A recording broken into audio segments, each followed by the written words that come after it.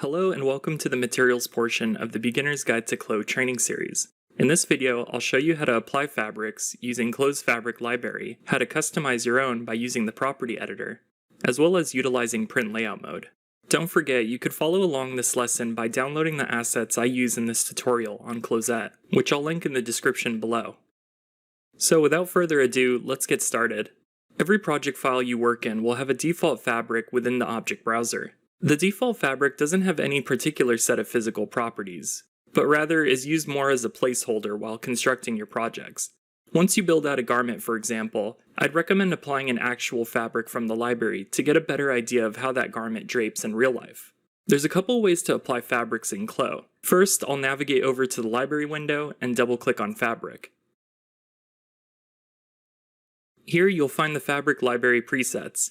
There's currently 64 different kinds of fabric offered, with more available for purchase on CLO's marketplace. If you hover over them, an image will pop up showing how that particular fabric drapes, as well as some of its individual physical properties. The first way I'll demonstrate applying a fabric is by swapping out the current applied default fabric with a new one.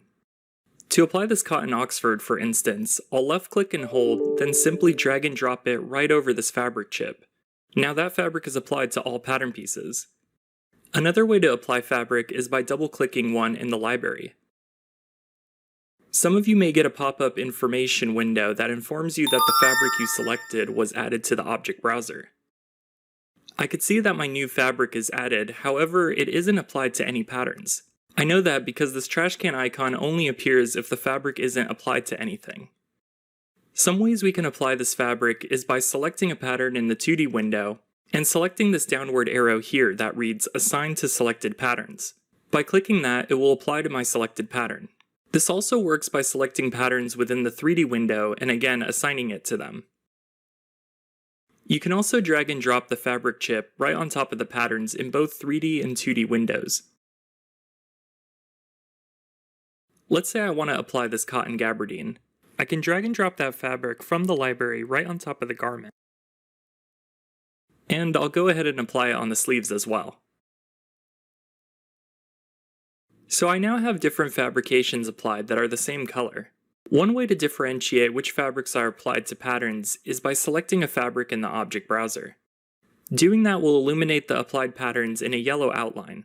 Or you can select a pattern directly, and that applied fabric's name will change to blue. Also, don't let this checkmark throw you off. It doesn't indicate what fabric is applied, but rather is the last fabric you selected in the object browser. Just to demonstrate, I'll click on the cotton Oxford and select that same pattern piece. The cotton gabardine fabric still glows blue.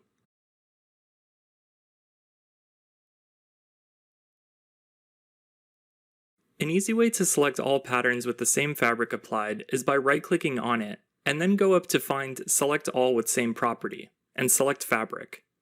That will select all the patterns so you can easily swap it out for another fabric. Notice that once I replace the cotton heavy twill with the cotton Oxford, I get that trash can icon that allows me to remove it, because it's no longer assigned to any patterns. As a best practice, try to keep your object browser organized, and remove any additional fabrics that aren't being used so you can easily navigate the ones that are. Aside from applying existing fabrics, you can also add a new default fabric by clicking this Add button. You could customize a fabric by either starting from the default fabric or modify an existing one. This Copy button will duplicate whichever fabric you select. Copying is handy if you want to use the same fabrication, but use different colors. You would copy the fabric to retain its physical properties and recolor it, which I'll get into in a bit.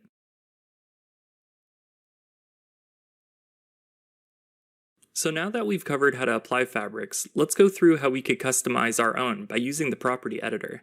You can access a fabric's properties by selecting the fabric, and it should populate right below here.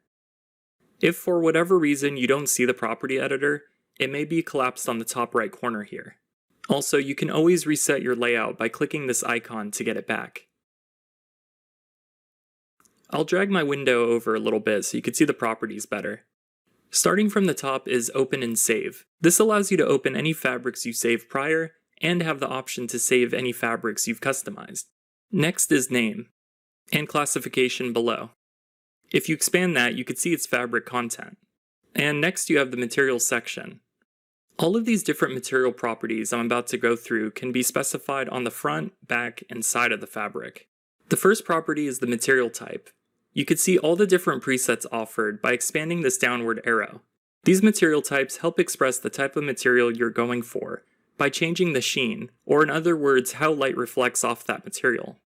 Selecting this silk satin will cause my fabric to appear much more shiny.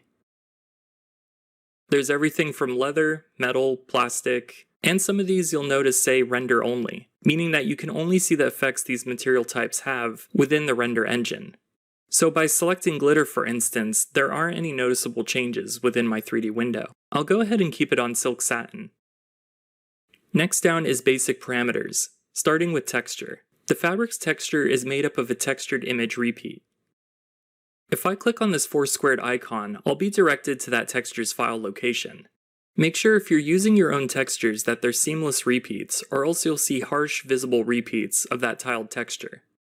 I'll show you an example of that once we get to applying prints later in this tutorial. Next is normal map.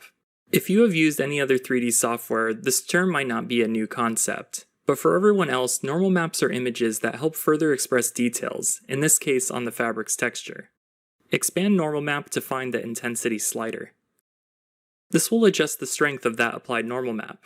When set at a positive value, it gives the illusion of the surface protruding outwards, whereas a negative value appears to sink in or have an embossed effect. Normal maps are important as they add more realism to your materials. Also, when it comes to lighting, normal maps help scatter light on the material's surface.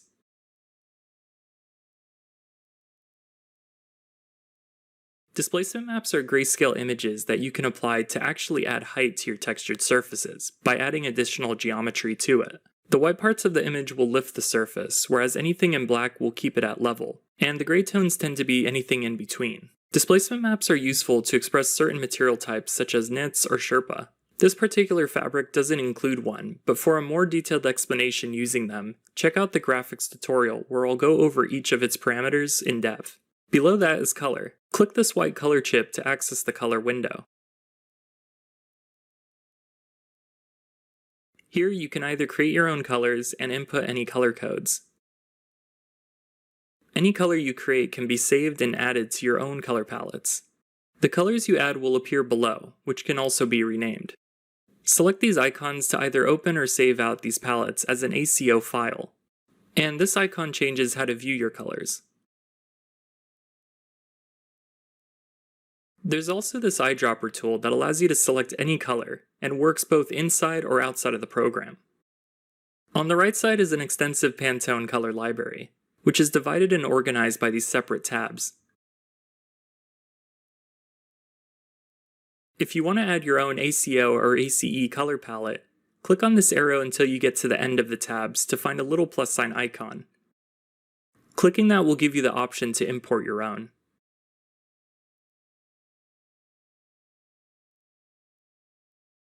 Opacity controls how transparent the fabric is. Lower the value on the slider to express any type of sheer or see-through materials. And reflection allows you to control the material types we went over earlier. The material types here are presets, but you can adjust them by using the roughness slider. The rougher a surface is, the more light it absorbs, while a smoother one bounces off more light. The reflection intensity is simply how bright it is.